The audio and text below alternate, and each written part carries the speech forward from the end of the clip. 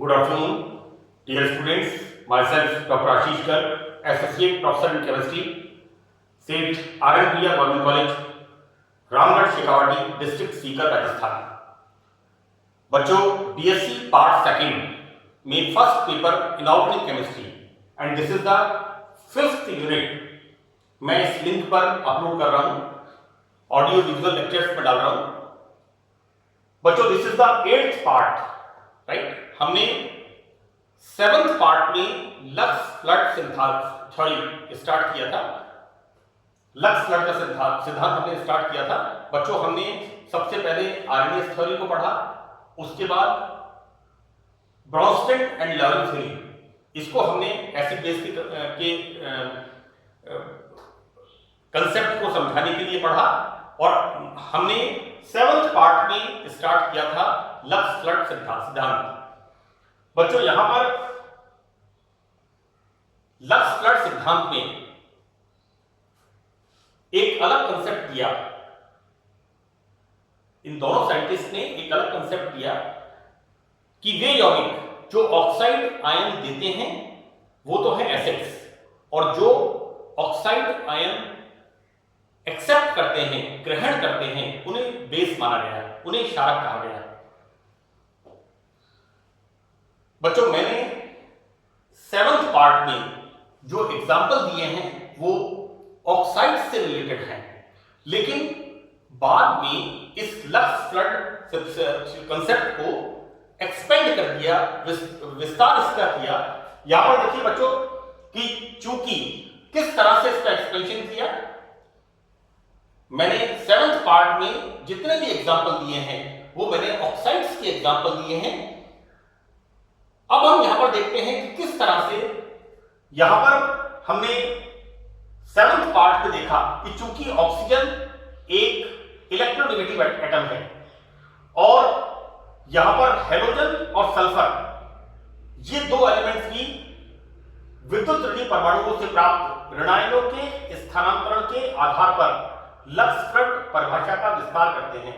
बच्चों देखिए, वहां पर तो हमने बात की ऑक्साइड की, लेकिन यहां पर हम हेलोजन और सल्फर, इन दो जो एलिमेंट हैं, राइट, यहां पर इन एलिमेंट्स को लेकर के किस तरह से ऋणायनों का स्थानांतरण को बेसिस मान करके लक्स फ्लड कंसेप्ट का एक्सपेंशन किया गया। बच्चों, यहां पर हैलाइड्स और सल्फाइड्स आदि आयनों के देने वाले यौगिक तो क्षारक हैं, और इनको लेने वाले यौगिक एसिड होते हैं, राइट। यहां पर इस सिद्धांत को, कंसेप्ट को एक्सपेंड किया, और यहां पर यह बताया कि हैलाइड्स और सल्फाइड्स, इन आयनों को देने वाले कंपाउंड्स, उनको तो कहते हैं बेस, और इन हैलाइड्स और सल्फाइड्स को जो एक्सेप्ट करते हैं उन्हें कहा गया अम्ल। फॉर एग्जाम्पल, एक एग्जाम्पल यहां पर दिया है, और ये बड़ा इंपॉर्टेंट एग्जाम्पल है। बच्चों, जितना भी पॉटरी इंडस्ट्री है जिसमें सिरेमिक्स, कप प्लेट्स, टाइल्स या अदर चीजें फॉर्मेशन होती हैं, और एक मेटलर्जी, इसके अंदर लक्स फ्लड सिद्धांत कंसेप्ट इज एप्लीकेबल। यहां पर देखिए कि हाई टेम्परेचर पर फ्लोराइड आयन, बच्चों यहां पर हाई टेम्परेचर पर फ्लोराइड आयन सोडियम फ्लोराइड से एल्युमिनियम फ्लोराइड को स्थानांतरित हो जाता है। तो बच्चों यहां पर NaF तो हो गया बेस, और AlF3 जो कि इससे सोडियम फ्लोराइड से फ्लोराइड एक्सेप्ट करता है, ये हो जाएगा एसिड। इसको बच्चों इस रिएक्शन को दिखाया है कि 3NaF प्लस AlF3, यहां पर 3Na प्लस और AlF6 3 माइनस। बच्चों यहां पर एल्यूमिनियम की वैलेंसी एज यूजुअल AlCl3, हम कंपाउंड पढ़ते हैं इलेक्ट्रॉन न्यून यौगिक, एल्यूमिनियम की वैलेंसी +3। 13th ग्रुप का एलिमेंट है एल्यूमिनियम, बोरोन के नीचे एल्यूमिनियम, एल्यूमिनियम तीसरे पीरियड में 13th ग्रुप का एलिमेंट है। बच्चों, लक्स फ्लड की डेफिनेशन, एक तो सिरेमिक्स, जैसा मैंने आपको बताया जितने भी सिरेमिक आइटम फॉर्मेशन होते हैं, पॉटरी है, इसके अलावा सिरेमिक टाइल्स हैं, सिरेमिक सैनिटरी वेयर्स बनते हैं, वॉश मशीन्स हैं और नंबर ऑफ थिंग्स जो फॉर्मेशन होता है उसमें और मेटलर्जी में यहां पर जो ऑक्साइड के बीच रिएक्शंस होती है that is the lux-flood concept, right. बच्चों, लोहे के अयस्क में सिलिकॉन डाइऑक्साइड मिला हुआ होता है, तो बच्चों यहां पर यह अम्लीय ऑक्साइड होता है। This silicon oxide is the acidic oxide.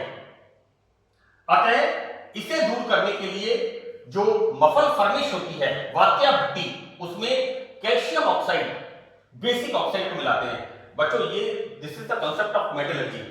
अगर आपने धातु कर्म एवं धातु रसायन आपने पढ़ा है, मेटलर्जी वाला जो पार्ट है उसके अंदर बच्चों यहां पर जो लोहे का ओर होता है उसमें SiO2 सिलिकॉन डाइऑक्साइड, और ये silicon dioxide is a acidic oxide, और इस एसिडिक ऑक्साइड को दूर करने के लिए यहां पर जो मफल फर्नेस होती है या वात्या भट्टी होती है उसमें calcium oxide is the basic oxide, इसको मिलाते हैं to the formation of calcium silicate, SiO2 plus CaO and the formation of calcium silicate। बच्चों this is the example of application कह सकते हैं लक्स-फ्लड कंसेप्ट का, राइट।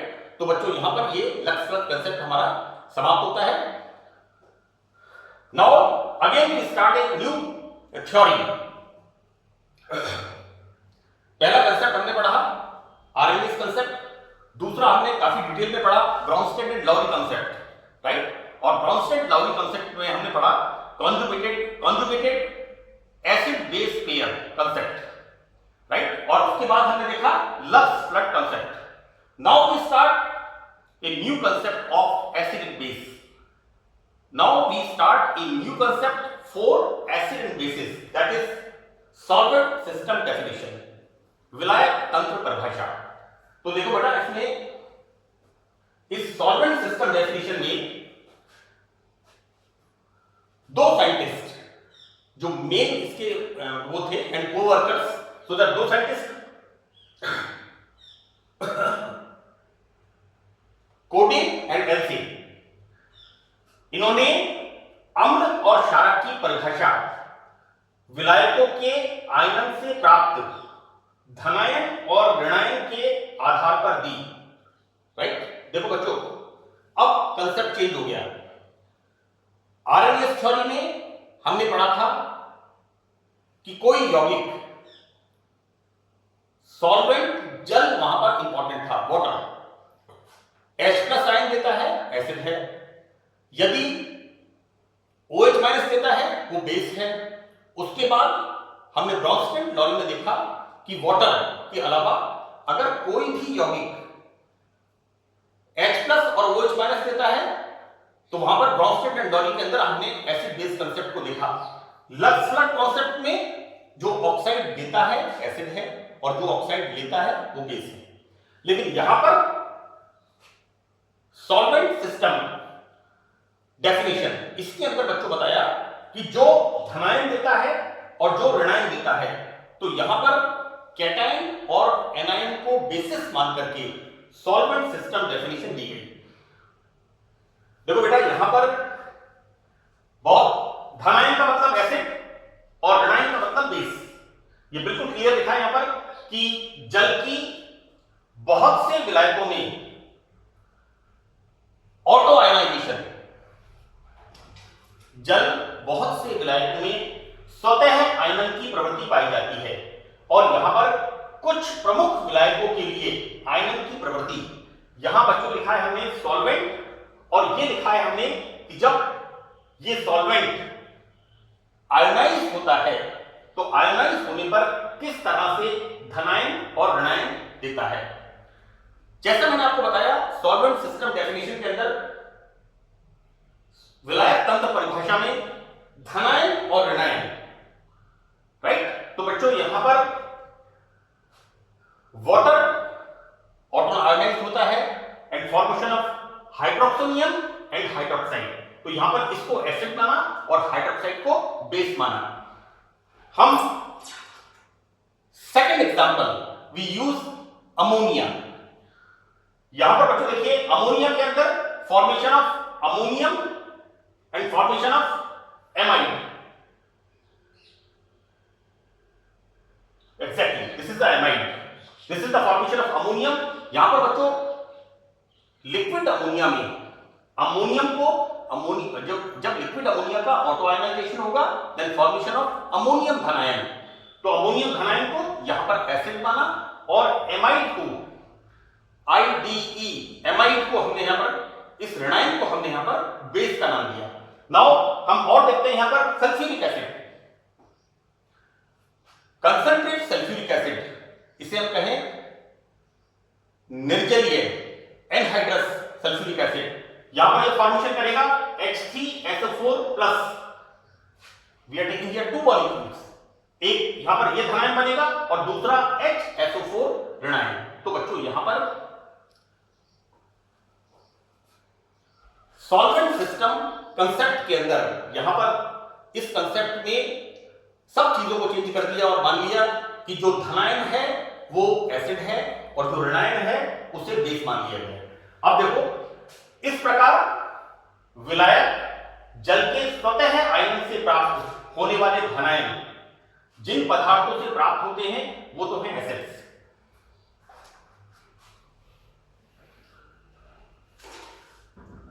यहां पर बच्चों सॉल्वेंट वाटर के ऑटो आयनाइजेशन से धनायन जिन पदार्थों से प्राप्त होते हैं उन्हें हमने कहा एसिड्स। और इसको किस तरह से बताया कि अम्ल वह प्रजाति है, स्पीसीज है जो विलायक के स्वतः आयनन से प्राप्त धनायन की सांद्रता को बढ़ाता है। तो बच्चों यहां पर अगर किसी यौगिक में धनायन की सांद्रता बढ़ती है तो वो होगा एसिड। ये बड़ा क्लियर कंसेप्ट है। यहां पर विलायक के स्वतः आयनन से प्राप्त धनायन की सांद्रता को बढ़ाता है।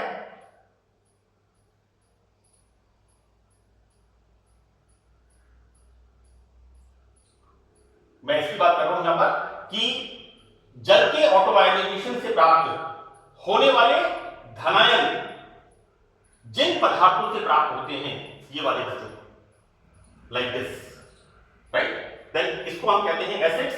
और इसको मैंने दोबारा लिख दिया, इस लाइन को मैं I repeat this line.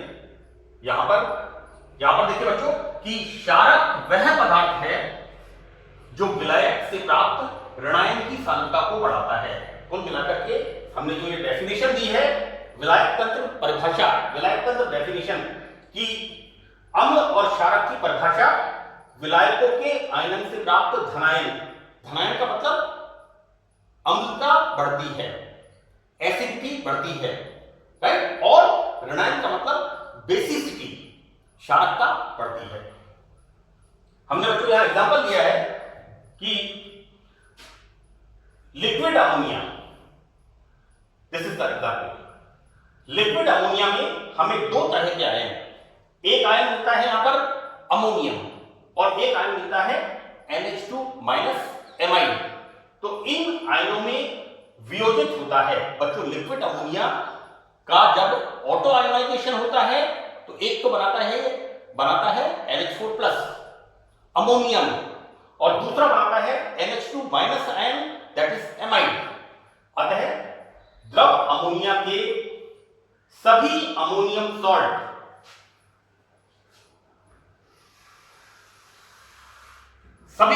Salt acids होंगे और यहां पर सभी एमाइड NH2- बेस होंगे।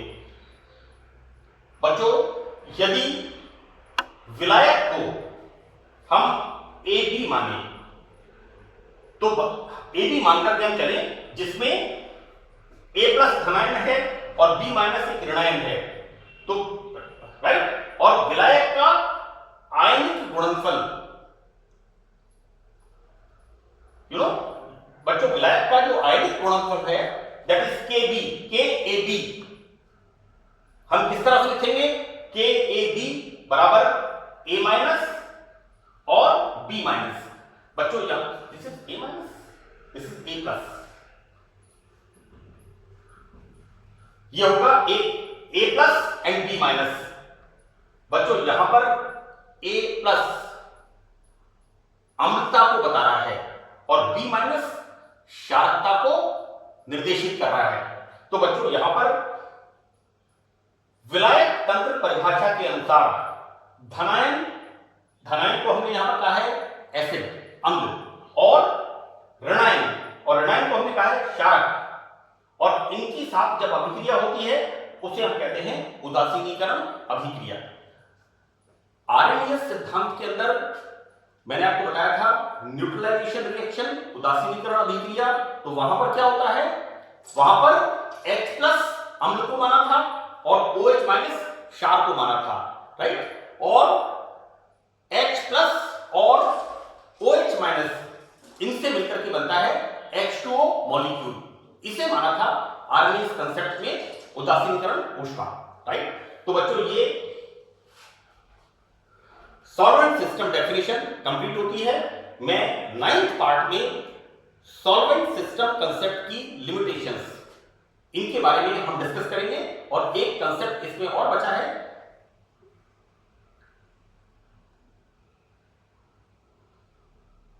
I think Lewis concept. एक कंसेप्ट इसमें और बचा है लुईस कंसेप्ट, जिसमें हम देखते हैं कि AlCl3, BF3, ZnCl2, FeCl3, ये कैटलिस्ट हम यूज करते हैं Friedel-craft alkylation and Friedel-craft acetylation में। तो बच्चों हम लुईस कंसेप्ट और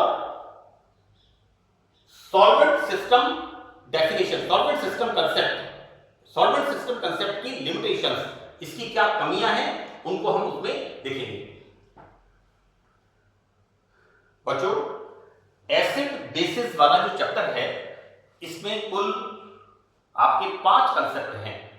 पहला कंसेप्ट है आरएनएस कंसेप्ट, दूसरा कंसेप्ट है ब्रॉन्स्टेड एंड लाउरी कंसेप्ट, तीसरा कंसेप्ट इसके अंदर है lux-flood concept, and the fourth one is the solvent system concept, and the fifth one is the Lewis concept।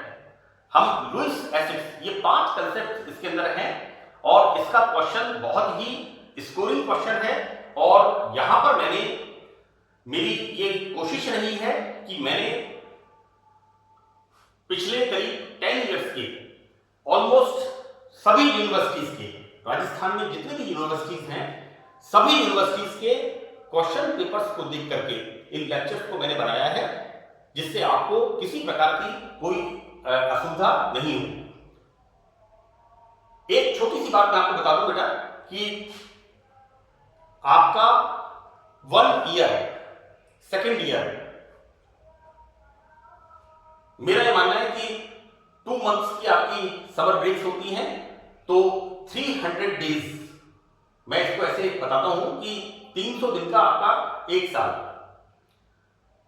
3 hours के अंदर आपका एग्जामिनेशन होता है, और यूनिवर्सिटी इस बात के लिए एग्जामिनर को परमिट करती है कि वो 1 घंटे में 20 कॉपीज चेक करें। मतलब एक कॉपी के लिए 3 मिनट, 300 डेज आपका स्टडी ईयर, 3 आवर्स आपका एग्जामिनेशन, और 3 minutes for your copy evaluation. ये मैं आपको किस लिए बता रहा हूं बच्चों, और इस 3 मिनट के अंदर आधा मिनट मार्क्स पेस्टिंग करते हैं कॉपी के ऊपर, एग्जामिनर साइन करता है, तो 2.5 मिनट में आपका एवेल्युएशन होता है। इसलिए बच्चों एग्जामिनेशन के अंदर आपका जो प्रेजेंटेशन पार्ट है वो बड़ा इंपॉर्टेंट है, कि आप क्वेश्चन को किस तरह से अटेम्प्ट करते हैं। आपका जो क्वेश्चन अटेम्प्ट करने का तरीका है वो बिल्कुल प्रिसाइज होना चाहिए, उतना ही उत्तर लिखिए जितना जरूरत है, और उसके अंदर आपके जो एक्सप्लेनेशन है, आपका जो बताने का तरीका है, क्योंकि कॉपी चेक करते समय एग्जामिनर को नहीं पता होगा कि ये किस स्टूडेंट की कॉपी है, और कॉपी का पन्ना पलटते ही एग्जामिनर को ये अंदाजा हो जाता है कि स्टूडेंट का कैलिबर क्या है, राइट। तो बच्चों मेरी आपसे आपसे एक रिक्वेस्ट है कि आप अपना एक्सप्लेनेशन और एक प्रेजेंटेशन ऑफ द आंसर वो आपका बिल्कुल कॉन्क्रीट प्रॉपर होना चाहिए। मुझे उम्मीद है कि ये लेक्चर्स आपको समझ में आएंगे। Thank you.